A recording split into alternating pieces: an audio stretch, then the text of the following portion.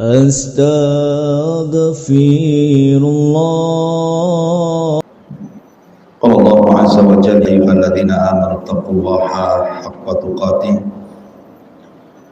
wa la tamutunna illa wa antum muslimun. Amma ba'du, ma'asyiral muslimin, ma'asyiral muslimat yang dimuliakan Allah Subhanahu wa taala. Alhamdulillah, di pagi ini kita bisa melanjutkan kajian kita, dan kita masih membahas kitab Minhajul Muslim pada pasal ke-16, beriman terhadap wajibnya beramar ma'ruf dan nahi mungkar serta adab-adabnya.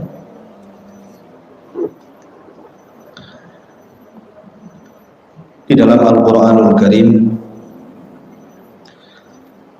Allah Subhanahu wa ta'ala berfirman, kuntum khaira ummah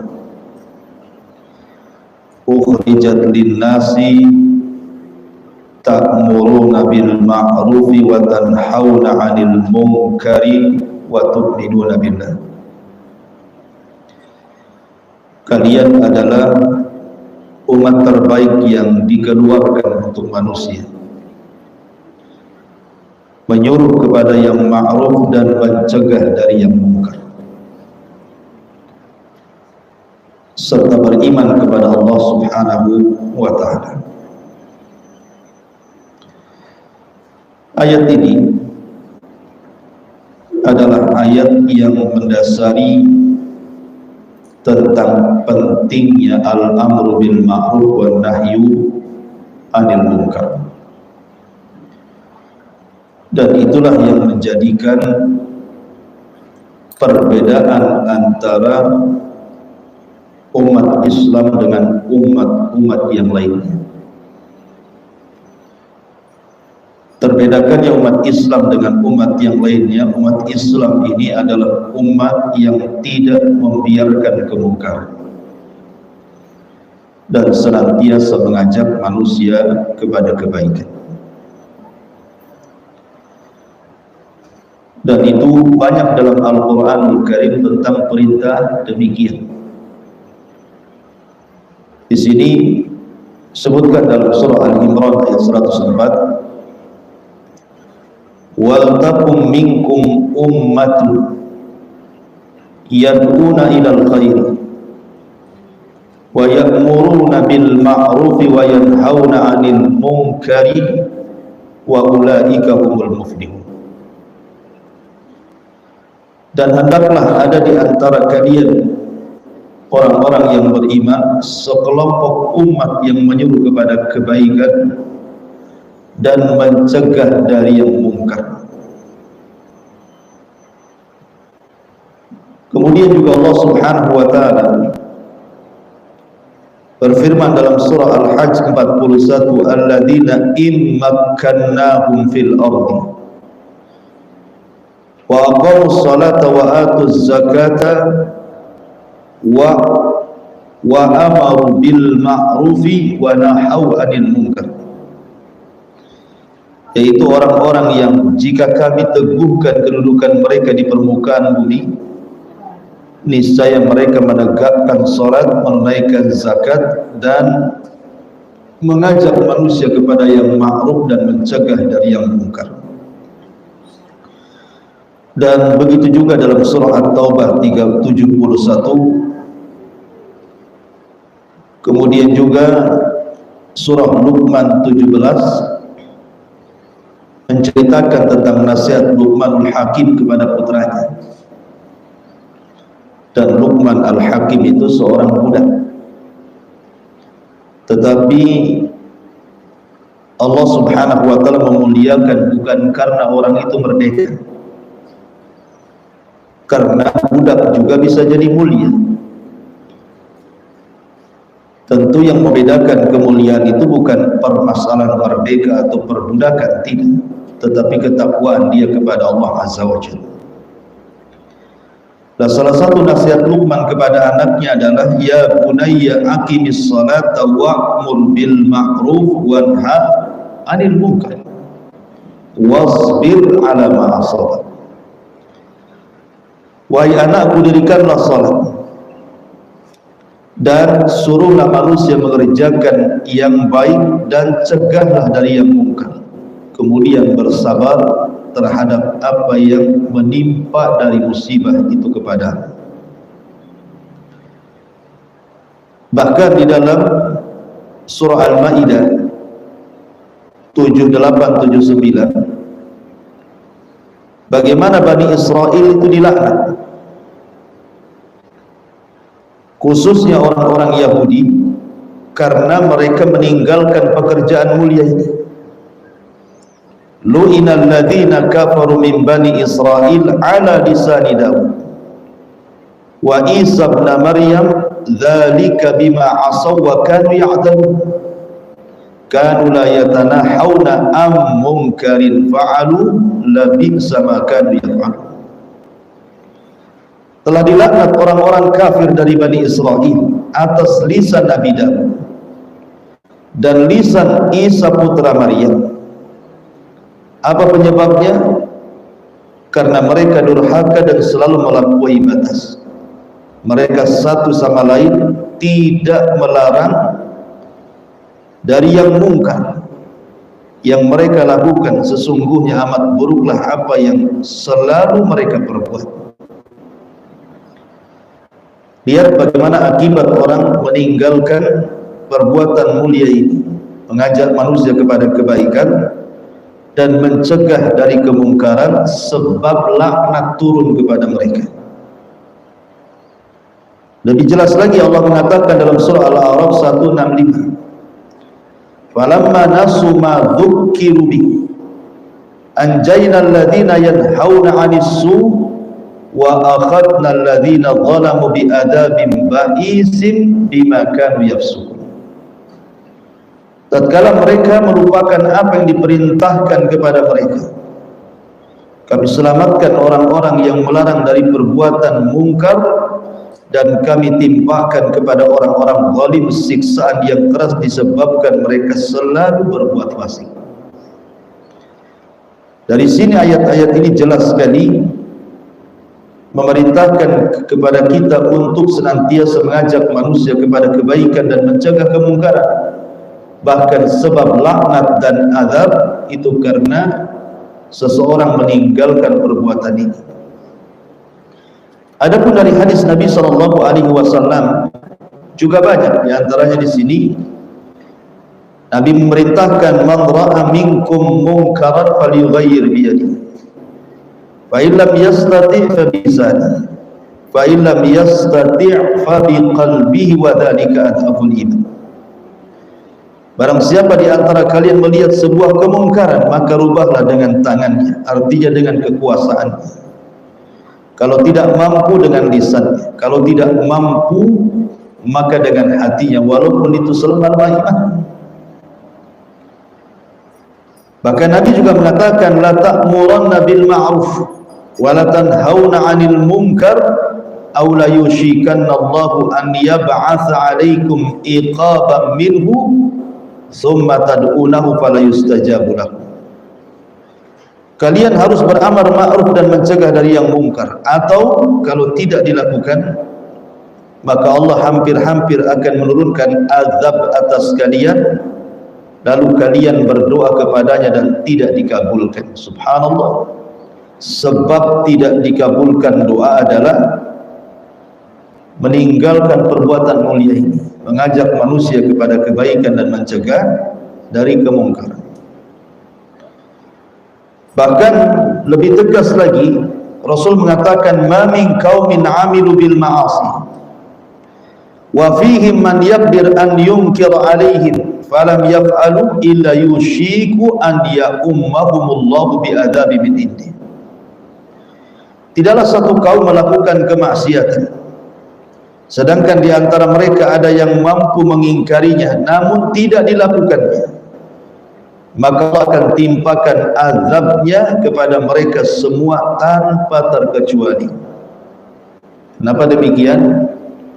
Karena fitnah ataupun azab itu kalau sudah diturunkan, itu bukan terkena kepada para pelaku maksiat saja, tapi orang-orang baik yang membiarkannya pun akan terkena imbasnya.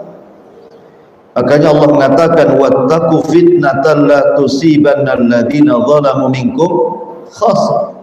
Takutlah akan fitnah kalau ditimpakan Allah itu bukan orang zalim saja yang kena, orang-orang baik pun terkena imbasnya. Makanya penting seseorang itu untuk tidak berdiam diri membiarkan kemungkaran, tapi dicegah semampunya. Karena Nabi SAW pernah menggambarkan sebuah gambaran yang luar biasa, perbedaan kaum yang mencegah dari yang mungkar dengan kaum yang membiarkan kemungkaran. Kata Nabi SAW, ada sebuah kapal itu tingkat 2, yang bawah dihuni manusia, yang atas pun dihuni manusia. Orang-orang bawah kapal ini kalau di laut, mereka kalau minta air, mereka selalu naik ke atas, dan seperti itu rutinitasnya, sehingga akhirnya ada kejenuhan dari orang-orang yang di bawah itu, merasa tidak nyaman, terkadang mengganggu orang yang di atas, kadang tidur terganggu, kadang istirahat terganggu karena mereka minta air. Akhirnya kemudian berinisiatiflah salah seorang di antara mereka, bagaimana kalau seandainya kita bolongi kapal, kita ambil air dari bawah. Kan kalau kapal dibolongi nanti airnya keluar. Kalau seandainya ini terjadi, orang-orang di atas itu membiarkan orang-orang di bawah membolongi kapal, mengambil air dari bolongan kapal, tentu kapal itu kan tenggelam. Dan yang tenggelam itu bukan hanya yang di bawah, kapal-kapalnya tenggelam, artinya semuanya akan tenggelam. Ini permisalan bagus dari Nabi. Kalau kita biarkan satu kampung ada kemungkaran, kemudian diam saja satu kampung itu, maka kalau Allah turunkan azab, habis itu satu kampung. Makanya lihat bagaimana Allah Subhanahu wa taala menggambarkan kisah Ashabus Sabti, kisah orang Yahudi yang tinggal di pinggiran lautan, yang kerja mereka itu mencari ikan. Ada larangan bagi mereka, khusus di hari Sabtu tidak boleh melaut, karena itu hari sakral. Bagi orang-orang Yahudi hari Sabtu itu hari sakral, hari yang sangat-sangat suci, sehingga tidak boleh ada aktivitas kecuali ibadah. Tetapi kemudian sebagian orang jahat, mulai mereka membuat khilah, hendak menipu Allah dan orang yang beriman. Mereka memasang jala di hari Jumat untuk ikan di hari Sabtu diambilnya hari Ahad. Mereka melakukan seperti itu berhari-hari, berbulan-bulan, rupanya tidak turun azab, sehingga mereka menyangka jangan-jangan mitos saja, orang yang melanggar dari Sabtu itu akan turun azab. Akhirnya memberanikan diri mereka, bukan hanya pasang jaring di hari Jumat untuk ikan hari Sabtu dan diambil hari Ahad, tapi mereka langsung terjun di hari Sabtu untuk mengambil ikan. Alasannya karena ikan di hari Sabtu itu nampak di permukaan, padahal itu adalah ujian dari Allah. Tergoda atau tidak? Rupanya mereka tergoda. Ada sebagian kecil dari orang-orang yang beriman mengingkari, jangan kau lakukan, hentikan, kalau tidak adab Allah turun. Tetapi ada juga yang aneh, kelompok yang kedua mengatakan kepada sekelompok kecil yang beriman, sudahlah, jangan ikut campur kepada urusan orang-orang fasik itu, biarkan mereka yang diadab, tidak usah ribut. Memang orang kedua ini tidak ikut mancing di hari Sabtu, cuman dia tidak mau ada kebisingan, sehingga dia mencegah orang-orang yang beriman, sudah biarkan saja, nggak usah bising. Kalau memang azab Allah turun, pasti akan menimpa mereka saja yang mengambil ikan dari Sabtu. Orang kedua ini tidak paham bahwa kalau azab Allah turun itu bukan hanya terkena orang zalim saja, tetapi azab itu kalau turun orang baik pun terkena imbasnya. Maka orang-orang yang beriman yang tidak mau terkena imbasnya, kalau seandainya turun azab, mereka pun menyingkir dari desa itu. Kemudian mereka membuat pagar tinggi supaya dipisahkan antara mereka dengan orang-orang yang mencegah mereka dan orang-orang yang mengambil ikan dari Sabtu. Berjalanlah waktu demi waktu, hari, bulan, tahun, sampai suatu hari rupanya sudah tidak ada lagi suara hiruk pikuk, ketawa ketiwi, jual beli. Tiba-tiba senyap saja. Orang-orang yang beriman di balik tembok ini kan temboknya tinggi, tidak bisa melihat. Penasaran kenapa orang-orang itu biasanya ramai, habis dari laut mereka ramai gitu kan. Rupanya senyap, sepi. Tiba-tiba kemudian mulailah di antara mereka mengambil tangga, kemudian naik ke atas pagar, dilihatnya rupanya tidak ada manusia. Kemudian ditunggu beberapa waktu juga tidak ada manusia. Akhirnya cobalah mereka keluar dari tembok itu, rupanya memang tidak ada manusia karena sudah berubah menjadi kera-kera yang dihinakan dan sebagainya menjadi babi. Lihat bagaimana Allah Subhanahu wa taala mengirim azab. Allah turunkan kepada mereka azab karena mereka tidak mau untuk dicegah dari kemungkaran. Jangan sampai kemudian nasib orang ini demikian, tidak mau dinasihati, kemudian degil, terus saja bermaksiat, akhirnya Allah turunkan azab kepadanya. Makanya kenapa Nabi SAW sangat-sangat menekan tentang urusan yang ini, mengajak manusia kepada kebaikan dan mencegah kemungkaran karena dampaknya dahsyat. Ma'asyiral muslimat yang dimuliakan Allah Subhanahu wa taala, tentu yang perlu kita ketahui adalah ada adab-adab, karena kan al-amru bil ma'ruf wan nahyu 'anil munkar ini bagian daripada nasihat. Artinya ada etika-etika, ada adab-adab yang harus dilakukan. Apa saja adab-adab baik kepada orang yang akan mencegah dari yang mungkar dan mengajak manusia kebaikan, kepada kebaikan, ataupun kepada orang yang diberikan nasihat. Dua-duanya ada adab. Yang harus dipahami bahwa ketika ibu berusaha untuk mengajak manusia kepada kebaikan dan mencegah kemungkaran, niat ibu itu adalah ikhlas karena Allah. Jadi memang ingin mencari kebaikan, bukan karena ibu merasa bersih dan dia kotor. Ibu merasa ahli ibadah dan dia ahli maksiat. Ibu merasa bahwa ibu itu tidak punya kesalahan dan orang itu banyak kesalahannya. Bukan itu. Jangan ada niat seperti itu dalam memberikan nasihat kepada orang.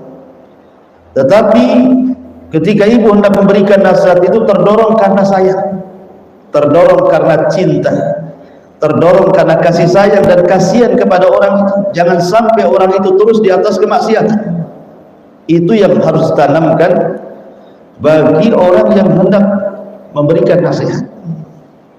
Sebab kalau seandainya niat memberikan nasihat ibu merasa lebih bersih dia kotor, ibu merasa lebih banyak pahala dia banyak dosa, ibu merasa bahwa ibu paling suci dia tidak suci, itu bukan memberikan nasihat.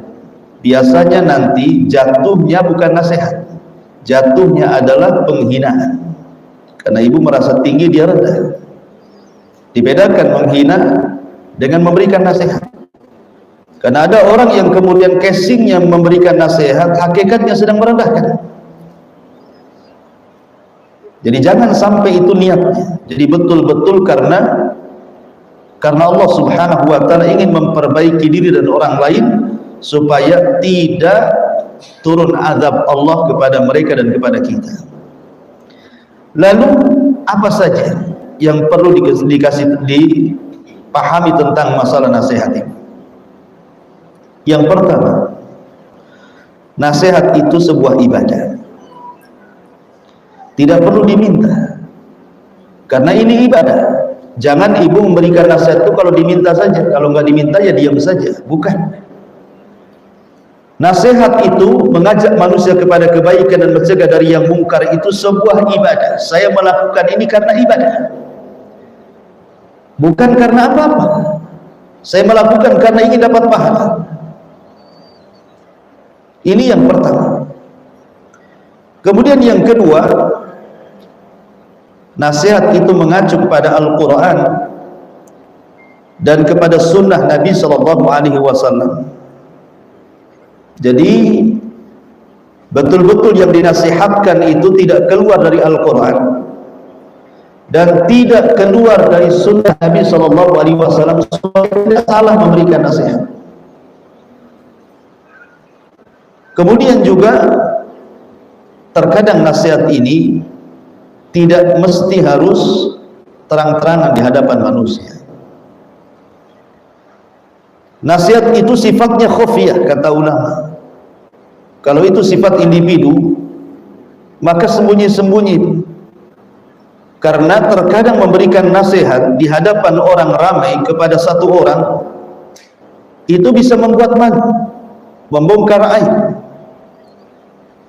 Makanya kata Imam Syafi'i rahimahullahu ta'ala, dia mengatakan, ta'ahadani binushika finfirad wa jannibni nasihata fil jama'ah fa inna nusha bainan nasi naw'un minat taubih la arda istima'ahu fa in khalaftani wa asawta qawli fala taghdab ilam lam idza lam tu'ti ta'ah.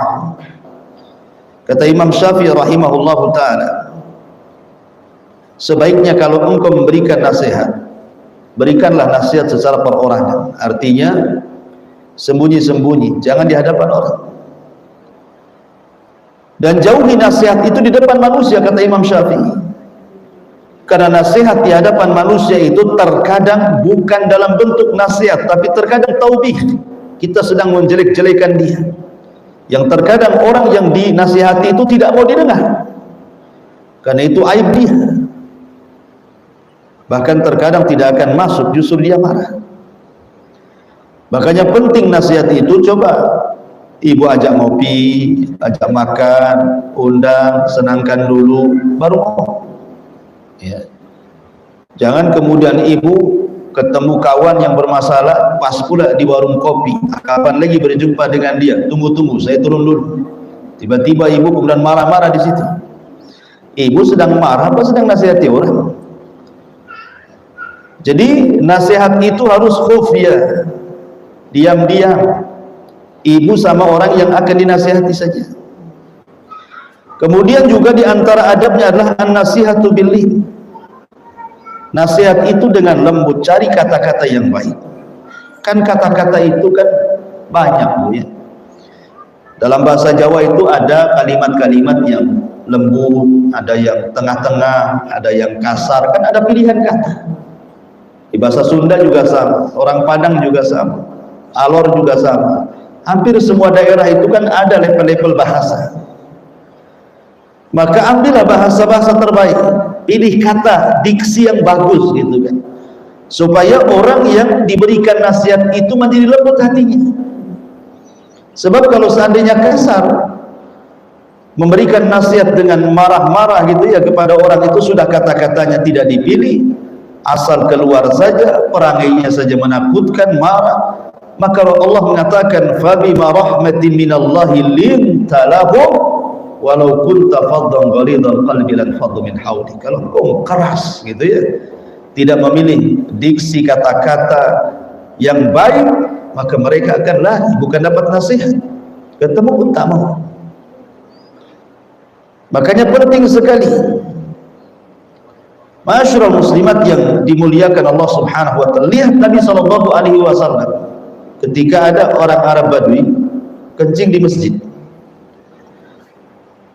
Bu, kencing di masjid itu tentu penghinaan kepada masjid. Masa rumah Allah dikencing? Wajar sahabat marah. Mereka melotot semuanya, sampai Arab Badui ketakutan karena dia bersalah. Tapi datang Nabi SAW memberikan contoh di hadapan para sahabat, dan ini contoh Nabi kepada kita. Kata Nabi SAW kepada para sahabat yang hampir emosi itu, da'uhu, pergi kalian, tinggalkan dia, biar ini urusan. Maka setelah Nabi SAW berusaha membiarkan dia selesai kencing, kemudian Rasul memanggil, kemudian menjelaskan, wahai fulan, masjid ini tempat zikir, tempat baca Quran, tempat sholat. Rasul tidak menyebut bukan tempat kencing, Rasul tidak menyebutkan objek kesalahannya, Rasul hanya menjelaskan fungsi masjid saja. Dan itu kelembut luar biasa gitu, tidak menyebutkan objek kesalahan. Tetapi kita menasihati itu bahwa fungsi masjid ini, kata Nabi, untuk sholat, untuk baca Quran, untuk zikir, ya. Seolah-olah Rasul mengatakan bukan untuk kencing, tapi Rasul tidak menyebut. Sama nih kalau ibu seandainya punya tetangga, mungkin dia kerjanya tengah malam, kerja remang-remang, kerja nggak jelas gitu kan, karena dari penampilannya buka aurat gitu kan. Ibu datanglah, nasihati dia gitu ya. Mbak, seorang muslim itu kan harus nutup aurat, pakailah pakaian yang syar'i, ini saya punya jilbab, ambillah, kan begitu Bu ya. Bukan datang-datang, kamu kerja zina ya semalam ya, kamu ngapain semalam, itu interogasi Bu ya. Itu namanya ibu menghakimi. Tapi coba seperti itu dengan bahasa-bahasa yang objek maksiatnya jangan disebut. Itulah Nabi SAW tidak pernah menyebut objek maksiatnya. Tapi Nabi menasihati yang lain supaya dia paham bahwa Rasul itu menasihati ke arah situ gitu ya. Nah itu tentu dengan bahasa-bahasa yang luar biasa. Karena begini, terkadang ada orang yang nasihati itu mungkin kata-kata tidak kuranglah, kalau terangkai sih tidak. Mungkin dia tidak pandai ngomong, mungkin dia kurang bahan bicara. Tapi karena keikhlasan ibu ingin menasihati orang itu, terkadang itu lebih berpengaruh daripada orang yang disusun dengan rapi, dengan memilih kata-kata, tapi niatnya untuk merendahkan orang, bukan untuk nasihati, terkadang tidak diterima. Tapi ada orang-orang yang mungkin kata-katanya nggak jelas gitu ya, kurang terangkai, kurang bagus lah ininya ya, susunan katanya. Tapi karena niatnya karena Allah, memang sayang kepada saudaranya supaya juga meninggalkan maksiat, terkadang didengar tuh nasihat itu. Jadi itu juga penting, karena nasihat itu hakikatnya lil islah, untuk memperbaiki, lil taghyir, untuk merubah, bukan untuk mengumbar aib orang itu, bukan untuk menyebarkan aib orang itu. Nasihat itu untuk merubah, memperbaiki ya. Makanya perlu sabar. Orang memberikan nasihat itu kan perlu sabar. Kalau tidak sabar kalah dengan setan. Malas nasihati dia, udah 100 kali mungkin kalau saya hitung dengan tasbih itu, gak mau juga merubah dia. Akhirnya karena tidak sabar Bu, akhirnya dia tak mau, dia akhirnya mau nasihati lagi. Padahal kewajiban ibu itu menasihati terus menerus sabar. Soal nanti kesadaran dia itu urusan Allah. Tapi dengan berhenti dari memberikan nasihat, akhirnya dia terus bermaksiat. Makanya perlu kesabaran. Ma'asyiral muslimat yang dimuliakan Allah Subhanahu wa taala. Kemudian juga di antara adab nasihat yang disebutkan oleh para ulama adalah at-ta'aqqud min sihhatil amril mansur. Jadi ketika ibu hendak memberikan nasihat, ibu tabayun dulu, harus tabayun. Namanya gini ya, ada kawan ibu ngasih tahu, itu si Anu begini, bisa nggak nasihati dia? Berarti ibu ini dapat informasi dari orang kedua, tidak melihat langsung. Kalau ibu mendapatkan informasi dari orang kedua untuk menasihati orang ketiga, jangan langsung dinasihati. Bisa saja orang yang kedua ini memberikan informasi yang salah kepada ibu. Mungkin dia tidak suka, hendak membuat fitnah kepada ibu. Mungkin dia hendak mencari pembenaran kepada ibu. Makanya penting sebelum berikan nasihat, kalau ada kabar itu tasabut dulu. tabayun. Betul tak? Bahwa si anu itu begini. Karena informasi orang kedua ini belum tentu benar. Karena kalau ibu hendak berikan nasihat kan harus betul-betul melihat, betul-betul ada pengakuan, baru kemudian dinasihati. Kalau dari kabar orang ketiga ini belum tentu benar, jangan-jangan lagi ngompoi, jangan-jangan dia sedang namimah, sedang adu domba gitu ya.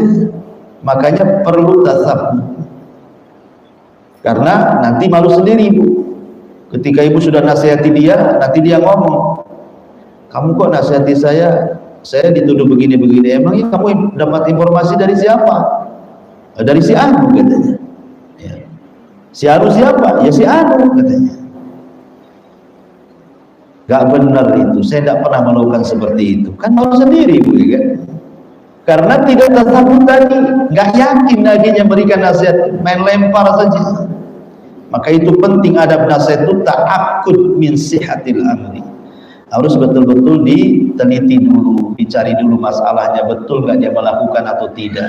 Jangan hanya gara-gara informasi orang ibu langsung menasihati, itu bukan nasihat. Itu bukan nasihat.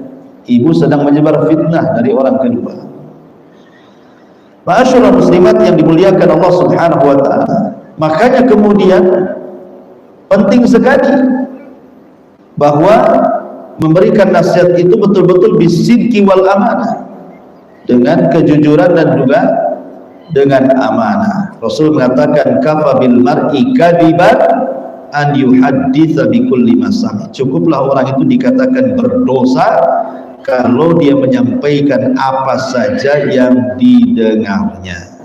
Disaring, tidak semua yang kita dengar, tidak semua yang kita dengar itu sahih. Ya, jadi betul-betul tasabbut dan tabayun kepada orang yang dinasihati. Kemudian juga di antara adab nasihat itu ikhtiyarul waqtil munasib wal makanil munasib lin nasihat. Coba pilih waktu yang tepat, tempat yang tepat, karena manusia itu, kata ulama, ada waktu iqbal, ada waktu idbar. Ada waktu iqbal, hati itu menerima nasihat. Ada waktu idbar, hati itu menolak nasihat. Kadang orang lagi senang, lagi tenang, orang ngomong apa saja dia tidak marah. Kadang orang lagi rusak, banyak masalah, hutang numpuk, masalah dengan keluarga, anak-anak nakal, tetangga ngomel, tiba-tiba datang nasihat, nggak akan diterima. Udah banyak masalah, ibu pula nambah masalah. Maka ada waktu-waktunya, ya. Coba lihat waktu yang tepat, apalagi menasihati kerabat, menasihati orang dekat. Pilih waktu. Kapan waktu senggang dia, waktu enak dia, kita datang, ngomong baik-baik gitu ya. Kalau perlu tempatnya yang enak, ajak ke restoran mana gitu. Ustaz tidak punya duit, warung kopi jadilah Bu. Yang penting kan senang, atau ke taman mana ya, yang penting otaknya agak encer, aja ke pantai, ngobrol-ngobrol gitu ya, sambil ngalor ngidul, akhirnya nembak di situ. Jadi terkadang perlu yang seperti ini, karena manusia itu ada waktu-waktu foto, ada waktu-waktu senang, ada waktu-waktu senang, ada waktu susah, ada waktu sedih, ada waktu bahagia. Lah karena hati manusia itu berubah-ubah, maka kenapa di antara adab nasihat itu kan memilih waktu dan juga memilih tempat. Karena itu sangat berpengaruh kepada orang yang akan dinasihati. Ya. Kemudian juga di antara adab nasihat itu adalah izharul hub wal wud lil mansuhi qablal bad'i bin nasihat. Ibu tampakkan senang dulu. Tampakkan di hadapan orang yang akan ibu nasihati itu seolah-olah ibu itu memang sayang dengan dia, cinta dengan dia, senang dengan dia, ya. Tampakkan itu supaya orang yang dinasihati senang. Ini ibu mau nasihati, muka udah pasang kayak setan, merah, melotot, udah dirangkai kata-katanya, ibu lagi ngapain? Ibu lagi jadi debt collector. Jadi nampakkan senang dulu, sumringah dulu, bahwa memang saya datang itu untuk nasihati.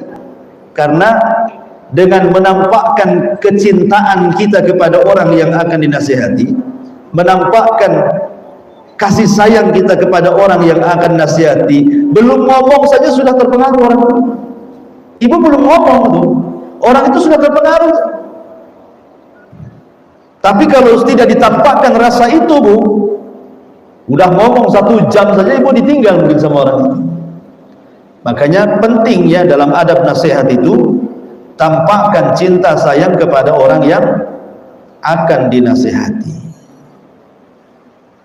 Ma'asyiral muslimat yang dimuliakan, dan itu dicontohkan oleh Nabi SAW kepada siapa? Kepada Mu'adz ibn Jabal. Sebelum Nabi SAW menasihati Mu'adz, apa kata Rasul? Ya Mu'adz, inni uhibbukum fillah. Ya Mu'adz, inni uhibbuk, saya cinta kepadamu. Bayangkan Rasul mengatakan seperti itu kepada Mu'adz. Dia Nabi ya. Ya Mu'adz, saya suka kepadamu karena Allah. Saya senang. Nah, jadi ibu juga gitu pada nasihati kawannya. Gini Om, saya itu cinta sama Om karena Allah, bukan karena siapa-siapa. Saya senang kalau Om itu berubah, karena saya lihat Om ini orang baik sebenarnya, kan gitu ya. Basa-basi dah tak apa-apa. Apa susahnya basa-basi itu?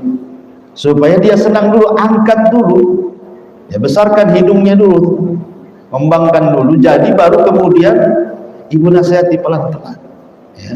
Maka itu juga thariqah yang dilakukan Nabi SAW, bagaimana cara memberikan nasihat.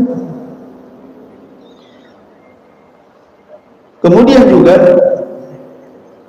diantaranya nasihat itu jangan kelamaan. Terkadang orang bosan ya. Ibu bukan sedang ceramah, sedang khutbah gitu ya. Sini saya nasihati kamu, innal hamdalillah nahmaduhu wa nasta'in. Ibu lagi isi kajian tuh. Jadi nasihat itu yang ringkas, padat, jelas, orang nggak bosan. Ini sini saya nasihati kamu dari pagi sampai sore gitu Bu ya. Ibu lagi ngerumpi ke nasihat. Jadi nasihat itu nggak usah panjang-panjang. Lihat Nabi SAW, ada orang datang kepada Rasul, ausini, nasihati aku Rasul. Kata Rasul, la taghdab, jangan marah. Yang lain Rasul, la taghdab, jangan marah. Yang lain Rasul, la taghdab, jangan marah. Udah, kalimat Rasul cuma begitu saja ya. Jadi tidak perlu ditarik benangnya gitu ya, sana kemari sudah ceritakan sejarahnya. Jadi kalimat, ambil kalimat yang lemah, lembut, singkat, padat, paham gitu ya. Mungkin hari ini ya segitu aja lah. Dan tidak semua, umpamanya dia melakukan 10 kesalahan, sekali duduk 10-10-nya ibu nasihati, tidak, satu-satu dulu, mana yang lebih urgent, nanti besok-besok lagi datang lagi, nah yang lainnya. Nah gitu maksudnya ya, supaya tidak mudah tersinggung. Kemudian juga diantara nasihat itu jangan sampai mengarah ke perdebatan ya Bu ya. Kalau nasihati orang jangan mengarah ke perdebatan, karena ada orang nasihat itu jadi debat. Ah, tahu ini pandai nasihat, kau aja kayak gitu. Enggak lah, kok jadi debat ini Bu ya. Jadi nggak boleh nasihat itu sampai kemudian jadi munakosha, terjadi perdebatan. Jangan arahkan ke perdebatan. Ya, jadi nasihat itu fokus saja. Kalau sudah mulai berdebat, nah ibu tinggalkan. Ya saya kan hanya nasihati, diterima alhamdulillah, tidak juga kalau bisa diterima gitu ya. Jadi tetap saja, jangan kemudian kalau sudah mulai berdebat Bu, nanti setan masuk di situ. Ibu bukan sedang nasihati, jadi marah-marah nantinya. Kok ini nggak bersyukur, aku datang nasihat ya, udah habiskan waktu, tinggalkan keluarga, anak-anak, nasihati kamu, tahu-tahu begini. Itu akhirnya ibu sudah gak ikhlas itu.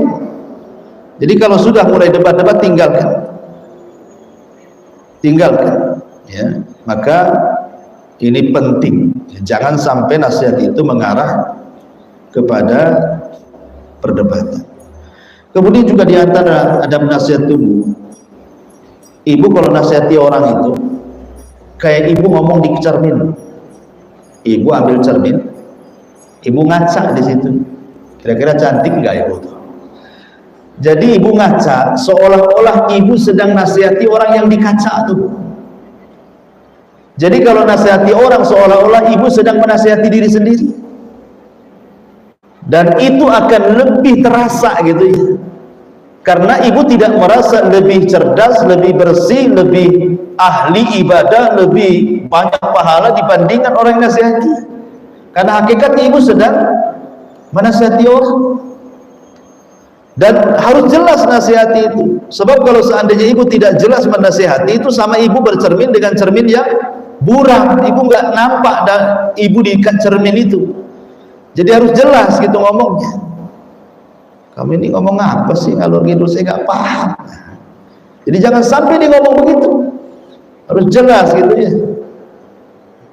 Jadi rasakan bahwa kita sedang menasihati diri sendiri, kemudian perjelas apa yang dinasihati. Kemudian juga yang lebih penting tadi sudah saya jelaskan, bahwa menasihati itu beda dengan merendahkan. Jangan sampai nasihat itu menjadi merendahkan. Nasihat itu harusnya mengangkat derajat. Karena ada orang awalnya nasihat, ujungnya merendahkan. Kan gitu Bu ya, awalnya nasihat baik, terakhir, oh dasar kau memang kepalamu keras sekali, hatimu keras sekali, dasar kau banyak maksiat. Alah, ini gimana, awalnya baik-baik tuh kan, tiba-tiba ujungnya merendahkan. Nah itu tak boleh. Ibu bukan sedang merendahkan orang, sedang nasihat. Maka pentingnya mengkontrol hati ketika memberikan nasihat. Memang dari awal itu sekitar selapang dada, jangan sampai terpancing dengan ucapan orang yang dinasihati, supaya ibu tenang ngomongnya, ya kan? Kemudian jangan lupa minta pertolongan kepada Allah agar orang yang dinasihati itu dapat hidayah. Adapun kalau seandainya posisi ibu ini orang yang dinasihati, bersyukur masih ada orang yang nasihati. Kalau ibu tidak ada yang menasihati, ibu akan terus bengkok jalan. Makanya orang dulu, kalau kata Syekh Utsaimin rahimahullah ta'ala, dikatakan bertakwalah kepada Allah. Sebagian ulama salaf itu ketakutan mereka, terkadang sampai pingsan karena takutnya gitu ya. Jadi berterima kasih kepada orang yang menasihati kita. Kemudian yang kedua, ucapkan bentuk terima kasih kepada orang yang nasihati, katakan jazakumullah khair, jazakillah khair. Semoga Allah membalas, rupanya di dunia ini masih ada yang sayang dengan saya. Dan itu ya Bu ya. Jadi adab kepada orang yang nasihati juga bersyukur, sebab masih ada di dunia itu yang mau nasihati. Nah itu juga diantara adab-adabnya yang perlu diketahui oleh orang-orang yang akan memberikan nasihat. Jadi intinya bahwa menasihati itu bergerak dari kecintaan kepada orang yang dinasihati untuk berbuat kebaikan. Kemudian juga terdorong kecintaan kepada orang yang dinasihati supaya mendapatkan hidayah dan juga istiqomah. Nah di sini mu'allif rahimahullah ta'ala juga menyebutkan dalam halaman 111 tentang beberapa adab, ya kan? Adab-adab etika beramar ma'ruf dan menahi munkar. Kata beliau yang pertama, orang yang melakukan amar ma'ruf dan nahi mungkar itu hendaklah mengetahui hakikat apa yang akan diperintahkan dan apa yang akan dicegah. Jadi ibu harus punya ilmu ketika ibu menyuruh orang berbuat baik, ketika ibu mencegah dari yang mungkar. Ibu harus punya ilmu dua-duanya, apa yang akan diperintah, apa yang akan dicegah, supaya kalau punya pengetahuan, ibu tidak gagal dalam menyampaikan kebaikan dan mencegah dari kemungkaran, supaya jangan sampai ibu sedang mencegah dari yang mungkar padahal itu ma'ruf, atau memerintahkan kepada yang ma'ruf padahal itu mungkar. Jangan sampai terbalik-balik, ya. Dan itu perlu ilmu, ya. Kemudian yang kedua, hendaklah seseorang yang sedang beramar ma'ruf dan nahi mungkar itu harus punya wara', tidak mudah melakukan kemaksiatan, tidak melakukan sesuatu yang akan ia cegah, dan tidak meninggalkan apa yang ia perintah. Jadi kalau bisa dia wara' gitu ya. Ketika dia memerintahkan sholat, memang dia sudah sholat. Ketika dia mencegah dari ghibah, memang dia berusaha dalam hidupnya tidak pernah menggibah orang. Nah, itu jadi wara' gitu ya. Kemudian yang ketiga, hendaklah dia berbudi pekerti luhur, berakhlak mulia, penyantun, memerintahkan dengan penuh sikap rasa sayang, dan begitu seterusnya. Dan tadi sudah saya jelaskan. Jadi mencegah dari yang mungkar, memerintahkan ke yang baik itu terdorong karena sayang kepada orang yang akan dinasihati itu. Kemudian yang nomor 4, hendaklah tidak mengenali kemungkaran yang ada dengan cara memata-matai. Jadi ibu kalau hendak mencegah kemungkaran, jangan ibu jadi jasus, ya. Jadi jasus, umpamanya ibu mau nasihati tetangga, ada orang bilang itu tetangga ibu itu masalah, iya ya, coba nanti saya selidiki dulu, kan itu ya. Ibu nggak ada hak menyelidiki orang, sampai kemudian mobilnya ibu taruh GPS. Nah, itu mobil tetangga kok ibu taruh GPS pula, supaya tahu kemana Ustadz. Nah, nggak ada hak, ya. Jangan sampai tajasus, memata-matai tidak boleh. Justru kita tetap menjaga aib seorang muslim di hadapan manusia. Man satara musliman satarahullahu yaumal qiyamah. Ya, jadi menasihati itu bukan untuk memata-matai, tidak boleh. Kemudian yang nomor 5, sebelum memerintahkan orang yang akan diperintah, hendaknya terlebih dahulu dikenalkan kepadanya yang ma'ruf, sebab boleh jadi ia meninggalkannya karena tidak mengetahui bahwa ia tinggalkan itu adalah merupakan yang ma'ruf. Ya tadi diajarkan dulu, diajarkan ilmu dulu, jangan langsung dicegah, ya. Contoh umpamanya ada tetangga berbuat bid'ah umpamanya, kan, datang ibu ke tetangga, ya, maaf bu, saya kok ibu suka melakukan seperti ini, ada dalilnya nggak bu ya? Kalau saya ada, saya pengen ikutlah, kan gitu ya. Nah, supaya jangan salah. Contoh mamanya ada orang yang ketika baca Quran Shadaqallahul Azim, mungkin ibu mengatakan oh nggak ada itu Shadaqallahul Azim itu, kan, langsung dicegah, kok ngomong apa, nggak ada di Quran itu. Karena ternyata setelah dijelaskan, Rasul pun pernah mengucapkan Shadaqallahul Azim setelah baca Quran, kan. Sebagaimana hadis Nabi SAW ketika menggendong Hasan dan Husain, dia mengatakan Shadaqallahul Azim, innama amwalukum wa auladukum fitnah. Boleh sekali-kali mengucapkan Shadaqallahul Azim. Jadi harus paham, jangan main cegah saja dari kemungkaran sementara dia tidak punya ilmunya, akhirnya malu sendiri akhirnya. Kemudian juga hendaklah menyuruh, memerintahkan dan mencegah dengan cara yang baik. Lalu jika orang yang dimaksud tidak juga mengerjakan yang ma'ruf dan tidak meninggalkan yang mungkar, maka hendaklah dia beri nasihat dengan sesuatu yang membuat hatinya lunak. Artinya kalau tidak bisa dengan kata-kata, ya, kalau tidak bisa dengan kata-kata, ya dengan perbuatan, dengan hadiah, gitu ya, supaya hatinya lunak. Dan yang terakhir, jika tidak mampu merubah kemungkaran dengan tangan sendiri, maka bisa lewat orang lain atau dengan cara berikan harta, sedekah, supaya orang itu semakin menerima nasihat kita. Wallahu a'lam, ini yang bisa saya sampaikan. Silakan kalau ada yang bertanya. Ya.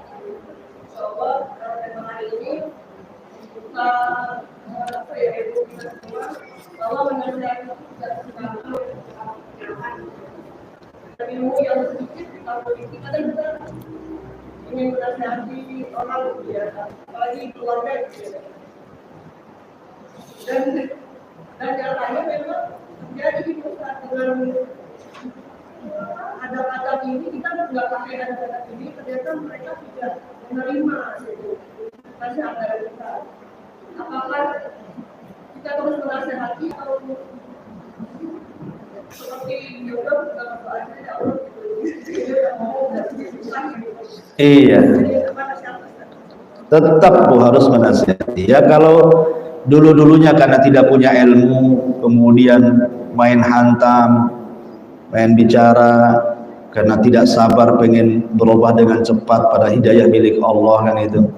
Nah, setelah punya ilmu kan makin ngaji kan otomatis kita paham caranya. Bahwa nasihat itu tidak mesti dengan lisan.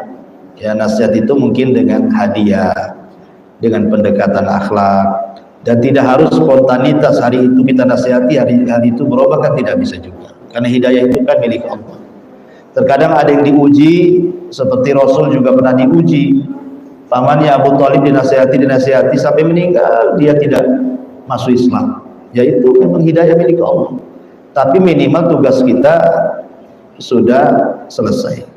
Tugas kita adalah menyampaikan kebenaran dengan etika-etika yang diajarkan dalam agama. Jangan sampai berhenti terus nasihatnya. Ya, tapi mungkin ya waktunya mungkin kalau terlalu sering mungkin bosan, akhirnya marah, takutnya terputus silaturahim. Ya sekali-kali. Ya. Wallahu a'lam. Baik Ustaz, apabila kita tahu atau melihat di keluarga atau di sekeliling kita melakukan amalan yang tidak dicontohkan dan kita tidak mencegah atau memberitahu bahwa itu tidak ada contohnya dari Nabi, apakah kita berdosa? Iya.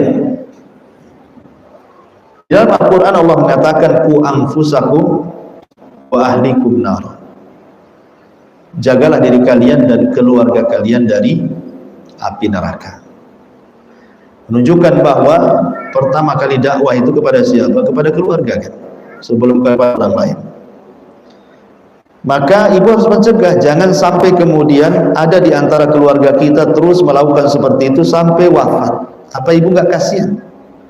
Ibu punya adik sekandung masih melakukan perbuatan yang tidak dicontohkan sampai wafat. Apa ibu nggak punya kasihan gitu ya? Padahal itu saudara sendiri. Jadi makanya tadi saya dari awal di antara adab nasihat terdorong karena kasih sayang. Terdorong karena kasih sayang.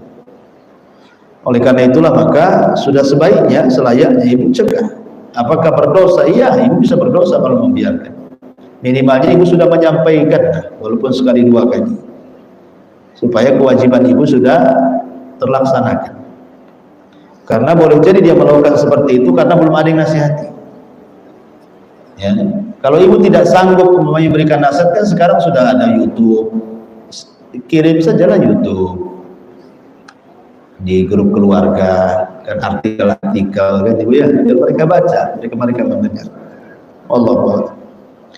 Bismillah Ustaz, bagaimana etika ketika berbeda pandangan terhadap pasangan dalam memahami manhaj sehingga terkadang berselisih dalam hal-hal furu'? Kalau hal furu' ngapain diperselisihkan? Kalau masalah furu' ya, masalah cabang. Kalau masalah cabang itu al-amru fihi wasi', perkaranya luas, kayak masalah khilaf ulama.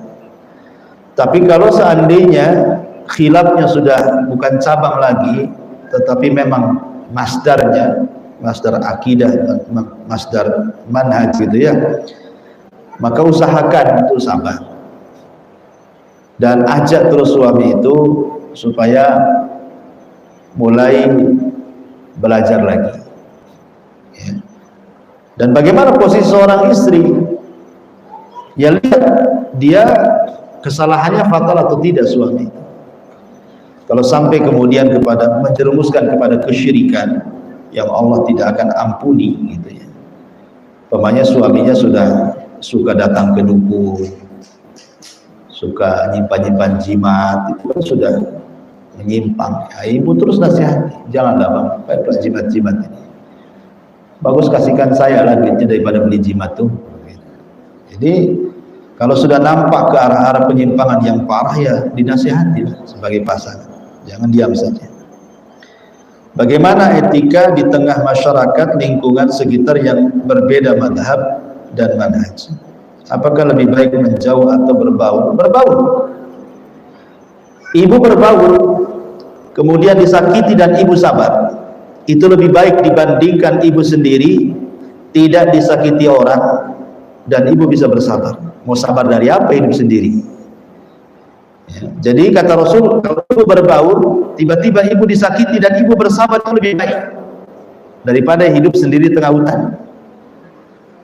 Ya, jangan menjauh, berbaur. Mudah-mudahan dengan berbaur itu kita bisa berdakwah. Berdakwah kan tidak dengan lisan, bisa dengan perbuatan, bisa dengan akhlak, bisa dengan harta, bisa dengan sedekah. Jadi tidak mesti harus dengan lisan. Saya contohkan ya, kemudian bisa cerita nih, ada seorang ikhwan itu di tengah masyarakat, dia penampilannya, dia berusaha untuk penampilan sunnah, dia tidak banyak ngomong, tapi kalau di kampungnya ada kerja bakti dia datang, di mana saja ada kerja bakti dia datang, dia bawa gorengan, dia bawa air aqua gelas. Akhirnya lama-lama kemudian sebagian orang itu menganggap itu, oh, padahal ajaran mereka itu sesat, tapi kok orangnya baik-baik ya. Mulai akhirnya ragu-ragu tuh. Orang-orang yang menganggap sesat itu akhirnya mulai ragu-ragu. Nah, jangan-jangan benar pula. Kita yang menganggap benar kok tak ada pula yang kasih gorengan katanya. Jadi bisa saja dengan cara seperti itu. Ya, namanya hidayah itu kan dari mana saja jalannya. Bagaimana menyikapi sebagian umat Islam yang memahami bahwa surah Al-Fatihah menjadi salah satu wasilah untuk orang yang sudah meninggal atau membaca Al-Fatihah sebelum berdoa? Jazakallahu khair. Iya.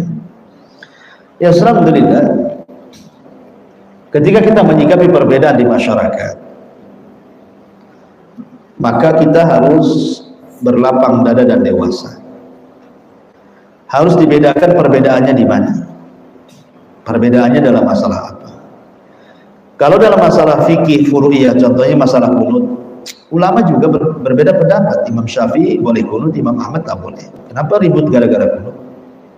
Ya kan? Kalau umpamanya perbedaannya masalah-masalah fikih, masalah adzan Jumat 2 kali, hari Jumat yang saya tunda gitu. Anda malas saya masjid di sana. Kenapa adzannya 2 kali? Bagus di masjid di sini. Yang adzan 2 kali juga mengatakan malas sholat Jumat di sana, adzannya 1 kali, nggak jelas gitu. Ini masalah fikih. Kenapa gara-gara adzan kemudian masjidnya dijauhi? Nah, tapi kalau sudah masuk pada ranah-ranah akidah, ranah-ranah yang seseorang harus memilih antara hak dan yang batil, ya tentu kita tidak diam, tetap kita harus memilih. Adapun kemudian kalau bapaknya ada yang berseberangan dengan masalah bacaan Fatihah, ya, dan ibu punya dalil bahwa itu adalah tidak benar, dan ibu sanggup untuk berhujah kepada mereka, lakukan dengan melihat maslahat dan mafsadah. Tapi kalau tidak, ibu tidak punya pengetahuan tentang itu, ibu tinggal tanya dalilnya apa, kalian melakukan seperti itu. Dan kalau ibu tidak punya kesanggupan, tidak perlu berdebat dengan mereka. Biarkan mereka melakukan seperti itu, ibu cukup ingkari dengan hati saja. Kalau tidak bisa dengan lisan. Ya, kalau memang yang berbeda seberang, supaya kita lebih berusaha untuk menggabungkan persamaan. Toh mereka juga masih muslim, syahadat mereka sama, rukun Islam mereka sama, rukun iman mereka sama. Hanya dalam bab ini mereka berbeda dengan kita. Maka kalau kita punya hujah ya kita bantah. Kalau tidak punya hujah ya sudah. Ibu tawakuf dulu, saya tidak bisa mengerjakan karena saya harus tahu dalilnya dulu, kan itu ya. Itu saya kira pemikiran lebih sederhana yang seperti itu daripada kemudian tiba-tiba ibu sewot nggak jelas gitu ya. Wallahu a'lam. Ya, saya kira cukup Bu. Dengan di rumah ada orang kerja. Subhanallah bihamdika asyhadu an la ilaha illa anta astaghfiruka wa atubu ilaik. Allahu taala. Assalamualaikum warahmatullahi wabarakatuh.